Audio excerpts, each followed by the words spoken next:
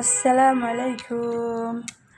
আমরা আজকে একটা আনকমন পেঁয়াজু বানাইছি, সেটা এখন খাচ্ছি। যে এটা হলো আমি আলুটা সিদ্ধ করছি ভর্তার জন্য, তো ভর্তাটা আমার বানানো হয়নি দেখি। তো আমার বাচ্চাটা আমাকে সুন্দর করে ছোটো ছোটো করে দিচ্ছে, এরকম আম্মু এটা আমাদের সুন্দর করে পেঁয়াজু বানাই দেন, আলুর পেঁয়াজু।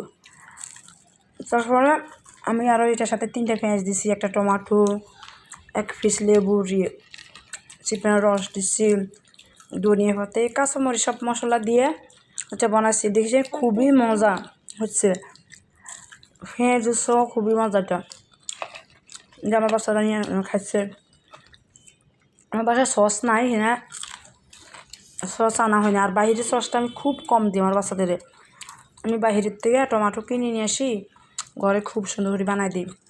তো এবার টমেটোগুলো আমি টমেটো বেশি পাওয়া যাচ্ছে না, ভালো টমেটো, এই কারণে সস বানানো হয়নি।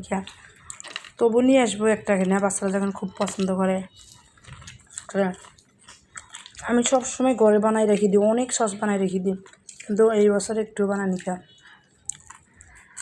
ভালো টমেটো পাওয়া যায়নি দেখা। এই যে ফিরছি আমার ফিরছিটা জ্বর, কথা বলতেছে না।